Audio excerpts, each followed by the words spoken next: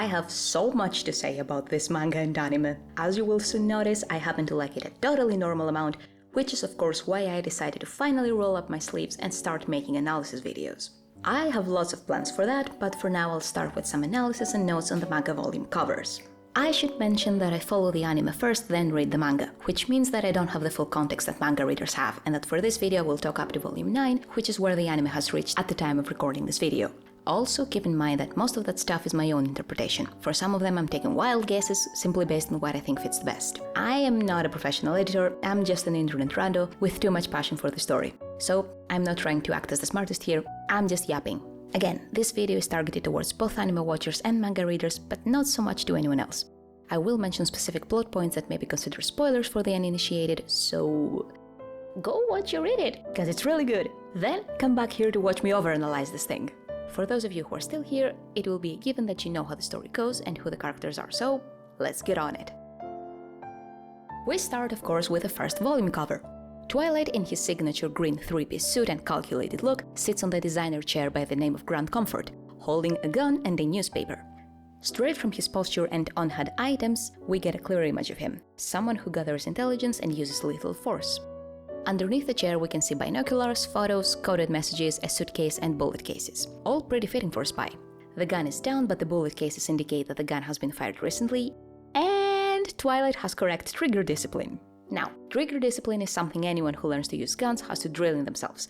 You keep your finger off the trigger unless you're 100% ready and prepared to shoot. It's crucially important because if your finger is on the trigger, the slightest spasm from your hand could make the gun fire when you're not ready. And that can cause damage, even lethal, to your comrades or even yourself. So yeah, I really like that Endo seems to have studied enough to know how to depict such a posture.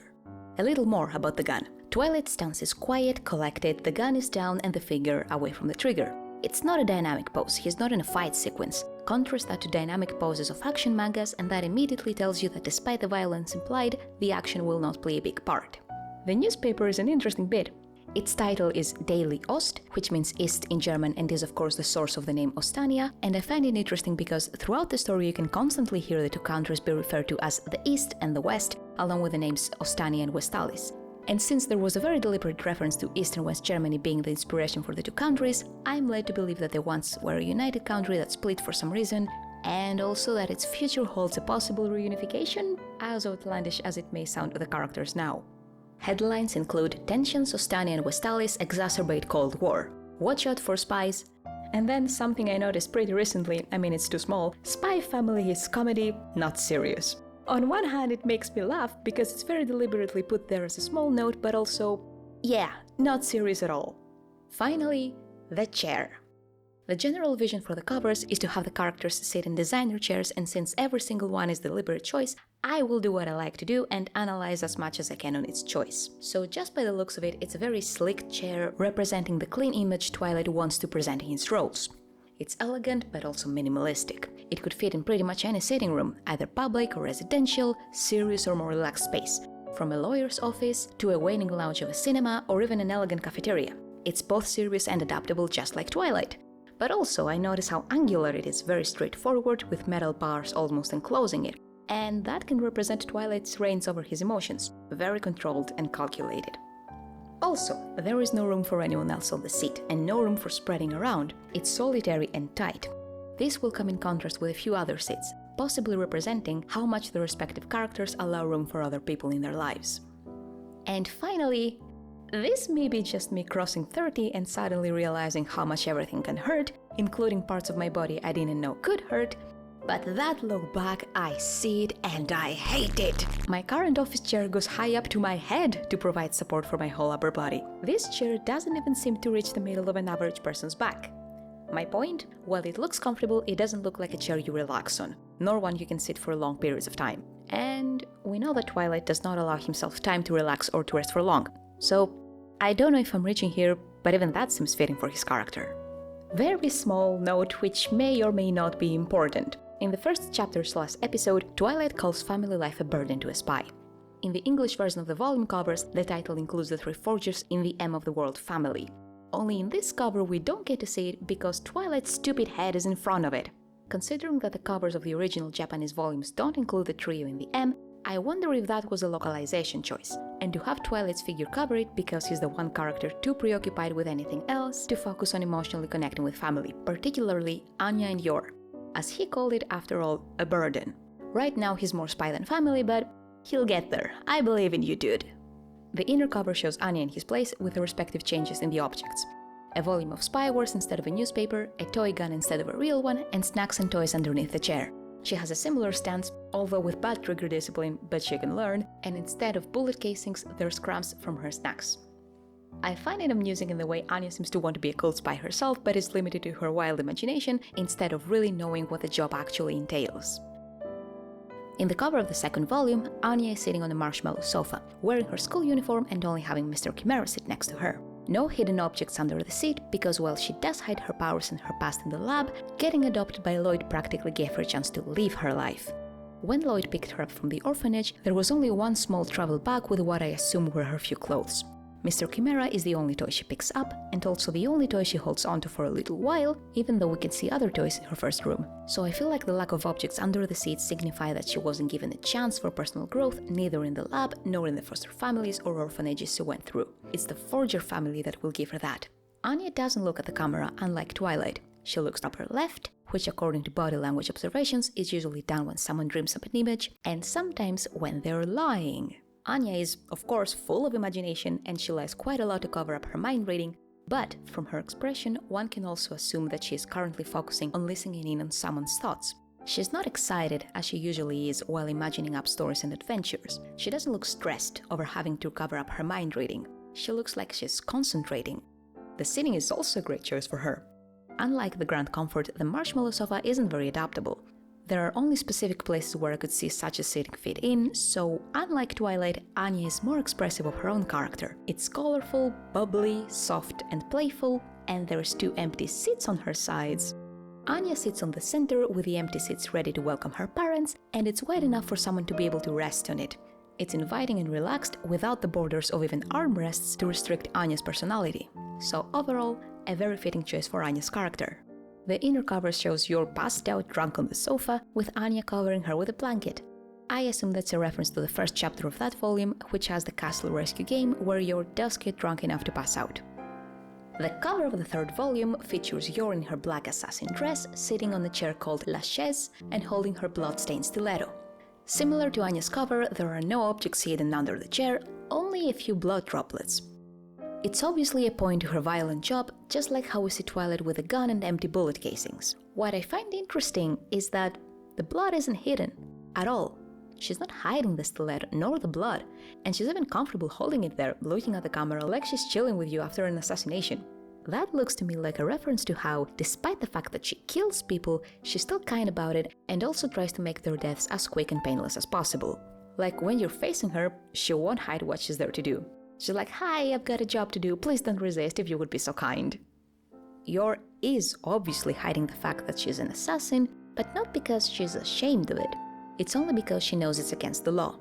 Yuri mentions how her boss, the shopkeeper, has instilled in her the idea that through her work she's keeping the country safe, and so she actually takes pride in what she's doing. She only hides because she has to, not because she wants to. So I feel that's why the blood is in front of and on the chair instead of hidden behind it, considering the lack of other objects. In Twilight's cover, there are spy gadgets under his chair. The covers for Yuri and even Franky also have equipment that is adjacent to their jobs, but Yuri only needs her weapons to kill, and the blood is an unavoidable repercussion of it. And so, actually taking it all into account, Yuri's perception of the world has been greatly influenced by the job she was lured into from a very young and very vulnerable age. She sees herself as one of the country's appointed executioners, frequently thinks about solving her problems with murder before remembering that she can't hurt innocent people, and is prepared to lay down her life to complete the job. For the Thorn Princess, her value is in killing people to make the world a better place. And that speaks for how insecure Yuri is in her everyday life. She can speak about how she kills dangerous people, so her self-worth is tied to what she does outside of her assassin job, which is not very much considering how much her assassinations have overtaken her life. She has to keep herself fit and strong, remain a skilled fighter with perfect perception of any possible danger around her. And that not only takes a big amount of time and devotion, thus stealing away time she could use for other hobbies, it's also not something very valued in her world. At some point she says that she understands why Lloyd wouldn't want a woman like her, whose best quality is her strength and fighting skills. And combined with the general misogyny of the world, it's easy to understand that physical strength is not something that women get praised for, so she reaches a very low point of self-confidence. And so, she seems to take pride in what she does as an assassin. It's the only place where her innate but also very practiced skills are appreciated. And so, she looks at the camera with a content smile, like, yeah, I just killed someone, how have you been? Similar to Twilight's presentation in his cover, I feel that this is only about Yor's assassin side. She's in the respective appearance and there are no intimate objects around her, as we will see with later covers. This is the Thorn Princess, not Yor in Fall, and bringing it back to how this job has consumed her, the lack of objects could point out her lack of focus on herself. Twilight doesn't have personal objects because he's rejected having an identity for his job. Yor doesn't because she wasn't given the space to. We see a bit from her original apartment and it's quite plain. No interior decorating, only what's necessary to get by. And look, I am myself someone with a complete lack of interior decorating skills or even an interest in it. But I am a real person. My curtains are blue because I like blue. There is no narrative around it. Fictional characters can be built upon their choices in appearance or decorating, or a lack thereof. They don't exist in a vacuum. Twilight isn't supposed to have an identity, but he decorates the house as Lloyd Forger, even by picking colorful toys and decorations for Anya's room. So, the lack of interior decorating on Yor's apartment tells me quite a lot about how empty her life was until she met the Forgers. She even says at some point that her only attachment she had was to Yuri, but at the point we meet her at, Yuri has been living on his own for at least 1 year, and that would be enough to make Yor feel detached and lonely. Camilla even comments on how at first she used to have a blank, robotic look on her face, but that changed once she started living with the Forgers and she started feeling appreciated. Lloyd gives her good faith in why she took that questionable work, shows pride in her fighting skills, vouches for her, defends her feelings and listens to her advice. Anya feels safe around her and proud of her strength, immediately accepts her as her mother and wants to take her example. But also, and that is very important, they don't begrudge her for her horrible cooking. They don't idolize her over it, like Yuri does, they're not demanding her to be good at it, like society does, and they don't punish her mistakes, like the shopkeeper would. All in all, the Forgers are a safe environment for her. It's one where she can be herself, both in achievements and in mistakes. So it makes sense why, through living in a misogynistic society and working a horribly demanding job, she didn't really have a lot of time for herself. She just had to fit in and not catch too much attention. And there is a small detail that Endo mentions that in her city hall job, she's just good enough to not get yelled at. She obviously finds no passion in it and wouldn't even need it financially considering what she makes as an assassin. So I'm guessing she took it as a cover. And through her loneliness, her lack of focus on herself and what she wants, and the world's criticisms that seem to burden her down, yeah, she would lose some spark in her look.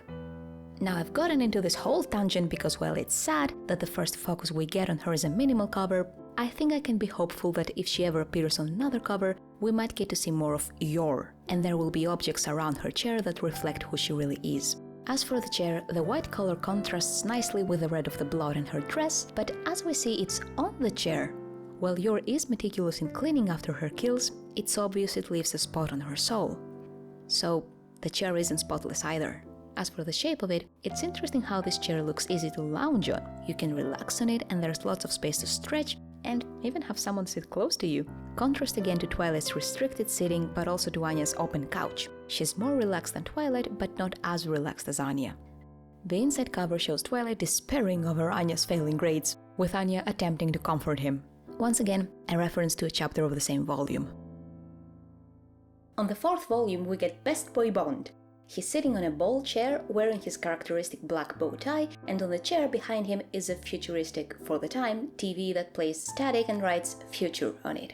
That one is obviously a nod to his future-seeing ability. It's even alluding to exactly how he has his visions with TV static over it, like he's catching a signal in the ether, but not a very stable one, because the future isn't set in stone. It can and does change. The design of the chair is also very fitting for Bond. It's big, alluding to Bond's size, it's round, alluding to his sweetness, and it's all cushion on the inside, alluding to his softness. No hard edges for this boy, he's all love and goodness. The inner cover shows Bond and Anya in deep sleep on the chair. They really took to each other very fast. Volume 5 features Yuri on a Barcelona chair. He's wearing his SSS uniform, holding his cap and the bouquet of orchids that he brought to Yor on his first visit to the Forger's apartment. Underneath the chair are a pistol, headphones connected to listening devices, handcuffs, and those jars. I cannot tell what they have inside. I think I can see pieces of cloth in them, and my only clue is that they're cloths dipped in chloroform. I admit that I'm not well versed in the methods of spy hunting police forces, so that's a really wild guess. I don't know, does Yuri like pickles so much? In any case, just like with Twilight, his equipment is mostly under the chair. His job isn't against the law like Twilight's or yours, it is in fact that country's law, but he hides it from your. Now, saying that she's the most important person in the world is an understatement for him, so he might as well be hiding his job from his whole world. So under the chair his equipment goes. I kinda like how we see the hand that holds his uniform cup, but not the one that holds the bouquet.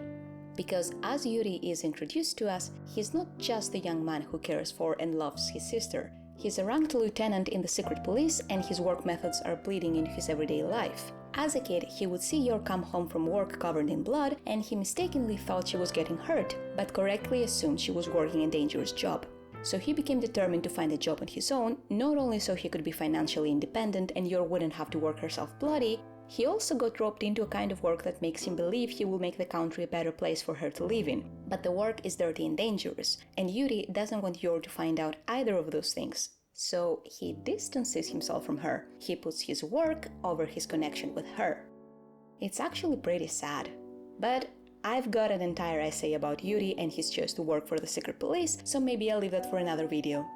His stance on the chair is also interesting because it's relaxed. It's the first cover in the series where a character even leans back on the chair, his elbow resting on it too. The most we've seen was Anya seemingly swinging her legs back and forth, but they've all kept pretty modest stances on their chair. Twilight even has his legs crossed quite tight. Yuri is all but man-spreading. And I ask you, is this a stance he would show in front of his superiors in the SSS? I kinda doubt it. So to me, this kinda seems to point to his young age. He's just 20 years old. And he does have high levels of confidence. With Yor, he becomes overprotective, as if he knows better than her on what's good for her. In his job, he takes whatever assignment they give him, and he's proud to do them, but also confident he can handle them. But again, he's young.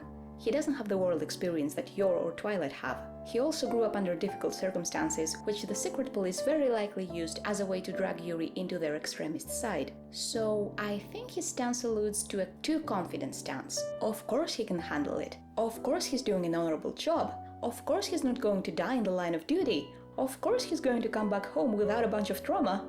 He can handle it. So yeah, forget him your essay. I may actually have a dissertation on him and his job.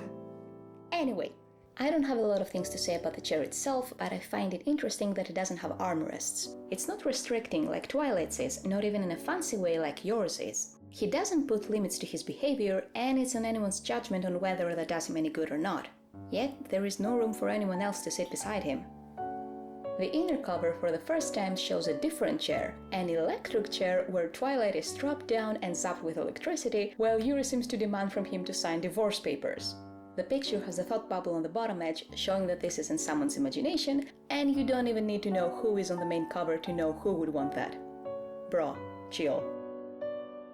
Volume 6 is the definition of in your face, with Nightfall sitting on a red heart cone chair that's surrounded by heart-shaped boxes, love letters, two figurines dressed in wedding attire, and a photo of Yor that's stabbed through with a 3-hole scissors right on the forehead.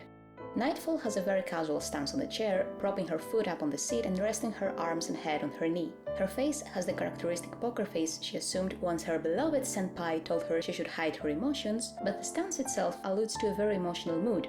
I can definitely imagine her daydreaming about the day she'll get to marry Twilight, but also reflecting on how she can't tell him yet about her feelings for him. Yes, I have a dissertation on her too, all in due time. It's interesting to me how the entire presentation of her is about her love for Twilight. The heart-shaped chair and boxes, the love letters, the dream of her marrying him, and oh, there's also the gun in her hand. Good trigger discipline, by the way. I mean, the gun obviously alludes to her being a spy, but that's the thing. We don't know yet what led her to become a spy, but we know what led her to work hard on this job. Her love for Twilight. So that love becomes her entire character. She focuses her entire everything on being the best, so she can be by his side and hopefully get a word of affirmation from him. She's actually tragic, let me tell you. The dissertation will come, I promise. So after the hearts and the wedding figurines, we also get to see her feelings for Yor. She obviously won't hesitate to eliminate her if she deems she has to, good luck on that. But also, the tool of choice piques my curiosity. Why is scissors and why one with 3 holes in specific? They have thin blades, so I'm guessing the extra hole helps in precision while holding them. It may be a nothing detail, but overanalyzing the covers is the very reason this video exists, so I'll take anything I can. And another small detail that may mean nothing, but this is the second cover since the very first, where the family trio in the M of the logo is covered in some way. In this case, Anya's form is hidden behind the chair, and we only see Yuri and Lloyd's forms. Considering Anya is the reason those two met and connected, taking Anya away from the equation could practically cause the two to split apart, at least at this point in the story. And splitting them apart is exactly what Nightfall wants, after all. Again, that's probably taking it too far, and considering the trio never appears in the original Japanese version of the covers, it definitely wasn't an intention by the creator. The inner cover shows once again the featured character's imagination. The logo appears as well, with a heart instead of the X, and the volume number inside a heart instead of a circle. The letters and boxes are replaced by flowers, and Nightfall is now wearing a wedding dress and holds a marriage license paper instead of a gun. Again, very not subtle this one. Volume 7 features Damian on a willow chair. He has a very serious pout on his face with his arms crossed. He's wearing his school uniform and very proudly dons his Stella star. As the chair doesn't have space underneath, all of Damian's things and toys are hidden behind the chair. A football, a skateboard, various pool balls, superhero manga, a dinosaur figure, and a space rocket model. Now, the stuff being behind the chair is an interesting choice, since knowing Damian, it's easy to imagine that there are things he suppresses and tries to hide from the world in general. He wants to present himself as a diligent, hard-working student who will earn all the Stellas and become an imperial scholar, all in his desperate but understandable attempt to catch a bit of his father's attention. But deep down, he's actually still a kid who wants to play and have fun. But this is not what his father wants to see, so he tries to pretend this side of him doesn't exist. And that's where the visual gets interesting to me. I have absolutely no idea if that was intentional, but the lines on the back of the chair are very reminiscent of prison bars. Damian only suppresses his childhood once because of the environment he's grown up in and of the expectations that burden his shoulders, what with a powerful politician for a father and an esteemed imperial scholar for an older brother. The bar is set very high for him, and he is aware of that. So even though it feels like he's scoffing at it, like he's totally capable of doing it, it's still a sad environment for him to grow up in. Even his small size speaks for itself. His feet can't even reach the ground, and he's too small compared to the massive form of the chair. The expectations set on him are too much for him, and not because he's incapable of them, but because he's young. They are unrealistic and unfair. We now get another chair with a certain limit to its width. It doesn't have armrests, but the back is curved instead, adding to the feel of entrapment. The inner cover shows Anya sitting on the chair, making fun of Damian's stance, much to his embarrassment and to the amusement of Becky and even Damian's lackeys. I mean, even they think he's going overboard sometimes. Volume 8 features Franky on an Eames lounge chair and ottoman. He's wearing business casual clothes, with his characteristic red and white striped socks, with his feet propped up on the ottoman. Under the chair we can see film negatives, papers that we can assume are either stolen or forged, secret folders with super secret files in them, a camera hidden in a pack of cigarettes, a set of keys, a magazine that has an article about love and money, with a few banknotes actually on the ottoman. I just find it interesting that there's money on the ottoman. We got Anya with Mr. Chimera, Bond with a future TV, and Yuri with the orchid bouquet he's gotten for Yor. All of those are important objects, or at least meant as something important, like the bouquet. Franky mentions that he dreams of becoming rich off of his inventions, so I guess money plays more of a role of a motivating factor for him at this point. There is not much I can say about the chair itself. Like Twilight's chair, it's got a style that can be adapted to multiple environments. Its main difference is that it's a lounge chair, the ottoman making it even more fitting for a laid-back character like Franky to lean back and relax. If there was one character I'd expect to lounge like that, it would be Franky. The inner cover shows Franky jumping up and down in excitement over finally being in the cover. It's the first time a character speaks in those covers, and he does so by breaking the fourth wall too. It is a little in character, so to speak, since he is the one who guides the reader through sketches shared in previous volumes, so in this volume it was his time to shine, and so Guide Franky was just too excited about it. And last for this video, Volume 9 features Becky in a coconut chair. Along with her on it are a giant version of the ship keychain Anya got for them, and a pillow that I can assume writes Becky on it.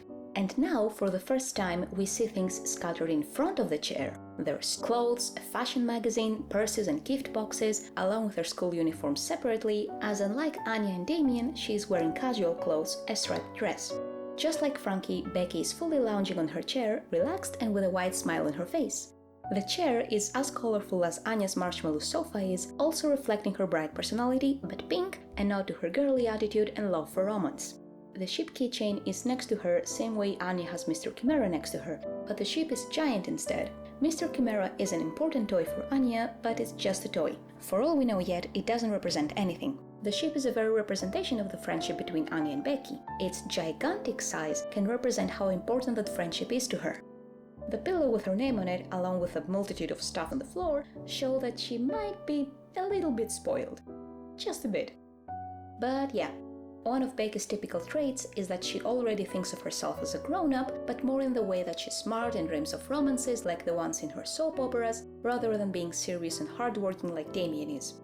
She's not just lounging, she looks like she's daydreaming. Also, her stuff is in front of her chair, she's accepting herself and her traits, and she has nothing to hide.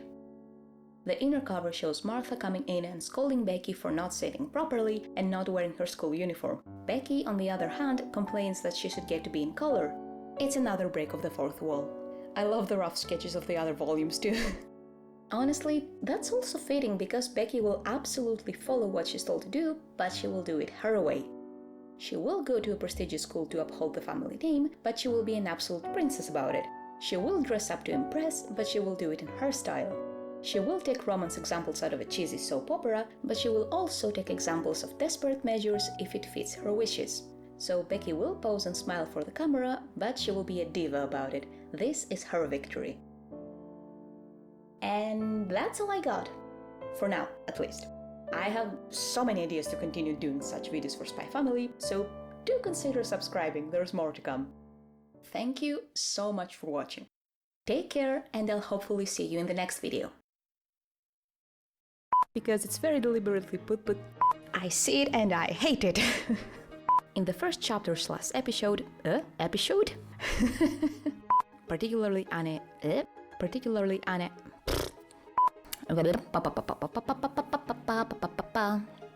just like how we see Twilight with gun, and also tries to make their deaths as queen, and the blood is an unavoidable, Her value is in killing people to make the job a better place. As we'll see with later.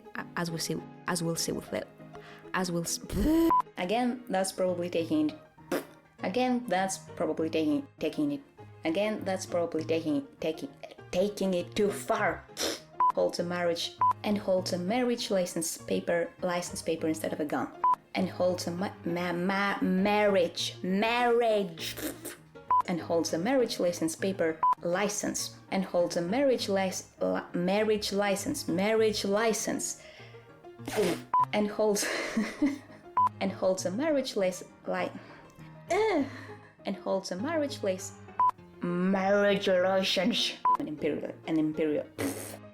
An esteemed imperial scholar. And an esteemed imperial scholar. Now I understand why Anya mispronounced that word. And an esteemed imperial scholar for an order. And an esteemed imperial scholar. And an esteemed imperial scholar for an older brother. As unlike Anya, Anya's marshmallow sofa. It's gigantic size. She looks like she's daydreaming. You dream of Dre. Who is Dre?